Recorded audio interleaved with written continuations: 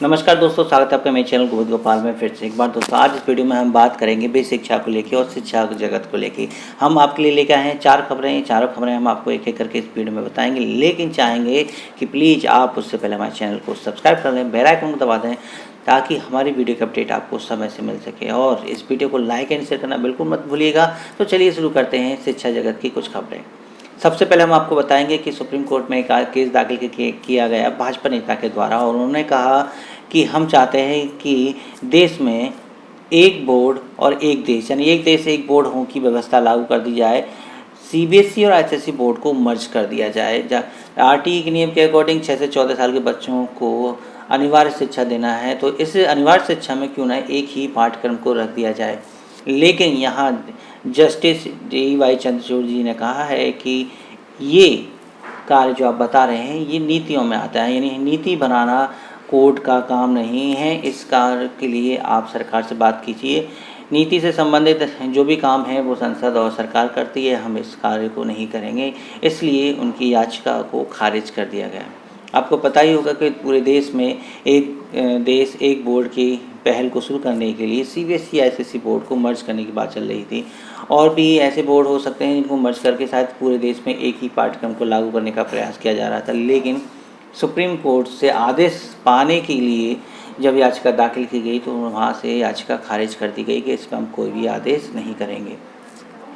तो ये तो पहली खबर। हम दूसरी खबर में आपको बताएं कि निशंक जी ने एक वेबिनार में, जिसमें जीतेगा हिंदुस्तान के वेबिनार में कहा है कि हम पहले बच्चों की सुरक्षा पर ध्यान देंगे, बाद में शिक्षा पर। उन्होंने कहा है कि कोरोना के समय विद्यालय भले ही नहीं खुल रहे हैं, लेकिन बच्चों को ऑनलाइन शिक्षा दी जा रही है। ये मानते हैं कि 40% बच्चे अभी ऑनलाइन शिक्षा से नहीं जुड़ पाए हैं, लेकिन उनके लिए भी व्यवस्था चैनल के माध्यम से कर दी गई है।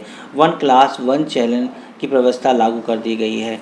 अब जिसका प्रसारण सीधे दूरदर्शन पे और चैनल के माध्यम से किया जाएगा। तो आप समझ रहे हैं कि बच्चे पे भले ही नेट ना हो, लेकिन घर पर टीवी है तो वो भी पढ़ाई कर सकता है। पूरे देश में इस लॉकडाउन के चलते कब तक विद्यालय बंद रहेंगे इसकी अभी कुछ पता नहीं है, इसलिए प्रयास किए जा रहे हैं कि ऑनलाइन शिक्षा को और बेहतर बनाया जा सके ताकि बच्चों की शिक्षा पर कोई भी इसका प्रभाव ना पड़े। और अब बात करें उन्नतजा शिक्षक भर्ती को लेकर, तो आपको पता ही होगा कि राष्ट्रीय पिछड़ा वर्ग आयोग ने राज्य सरकार को नोटिस जारी कर ये पूछा था कि आपने किस नियम से आरक्षण के नियम इस भर्ती में लागू किए गए हैं। ये खबर हम आपको पहले भी अपने चैनल के माध्यम से बता चुके हैं, लेकिन सरकार का जब जवाब आयोग को दिया गया तो आयोग अब इस जवाब से संतुष्ट नहीं है, और उन्होंने कहा है कि जब तक हमें संतुष्ट वाला जवाब नहीं मिल जाता है भर्ती पर स्टे जारी रहेगा। यानी राष्ट्रीय पिछड़ा आयोग अभी भी सरकार की इस नीति से नाराज़ है, और उन्होंने आरक्षण के संबंध में जो भी नियम बनाए हैं उससे संतुष्ट नहीं है। तो फिर से राष्ट्रीय पिछड़ा वर्ग आयोग ने इस भर्ती पर स्टे लगा रखा है। अब देखते हैं कि क्या इस मामले को भी गंभीरता से लेते हुए इस भर्ती पर स्टे बरकरार रह सकता है, क्योंकि इसको लेके सुप्रीम कोर्ट में जो सुनवाई चल रही है और जल्दी उसकी डेट मिलने वाली है, उसमें जो निर्णय आएगा और उसके बाद ये राष्ट्रीय पिछड़ा वर्ग आयोग की जो मामला है इसको निपटारा करने के बाद ये भर्ती कब तक पूरी होगी। आप हमें कमेंट करके ज़रूर बताइएगा कि संभावना क्या आपको लगती है कि ये भर्ती कब तक पूरी हो सकती है। अब आखिरी खबर में हम आपको वो खबर बता रहे हैं जो इसके बारे में हम लगभग कई बार आपको कह चुके हैं कि मानव संपदा पोर्टल पर आपको डाटा अपलोड करना है 31 जुलाई तक। ये बहुत ही ज़्यादा इम्पोर्टेंट खबर है, इसलिए हम आपको बार बार कह रहे हैं कि 31 जुलाई तक हर शिक्षक, शिक्षा मित्र और अनुदेशक को डाटा अपलोड करना है। आप बार बार कमेंट करके ये पूछते हैं कि आपका डिफ़ॉल्ट पासवर्ड क्या है। डिफ़ॉल्ट पासवर्ड के लिए हमने कई बार कहा है कि जो आपका नाम है उसके पहले के 3 लेटर कैपिटल में लिखने हैं और आपकी डेट ऑफ बर्थ की ईयर लास्ट में लगानी है। यानी कि आपको रमेश 1985 में RAM 1985 लिखना होगा, क्योंकि date of birth 1985, date of year 1985। तो ये डिफ़ॉल्ट पासवर्ड है, और डिफ़ॉल्ट पासवर्ड से अगर आपका नहीं खुलता है तो एक दो बार और ट्राई करिए। हो सकता है कभी कभी वेबसाइट पर लोड ज़्यादा होता है तो डिफ़ॉल्ट पासवर्ड से भी वेबसाइट नहीं खुल पाती है। लेकिन अगर आपने उस पर फॉरगेट पासवर्ड पर क्लिक कर रखा है या आप पहले उसको बदल चुके हैं तो वो नहीं बदलेगा, उसके लिए आपको OTP का इंतजार करना होगा।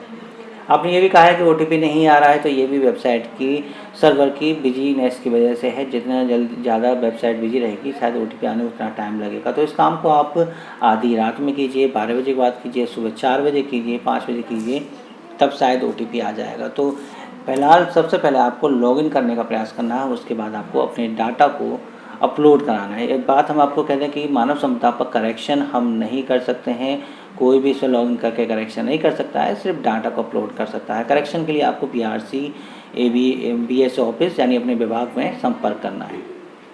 डाटा अपलोडेशन के बारे में पूरी वीडियो हमने आपको बताई है, आप उसको देख सकते हैं कि किन किन डॉक्यूमेंट को अपलोड करना है, किस किस फॉर्मेट में करना है और कितने साइज में करना है, इसके बारे में सारी जानकारी हम आपको पहले ही दे चुके हैं।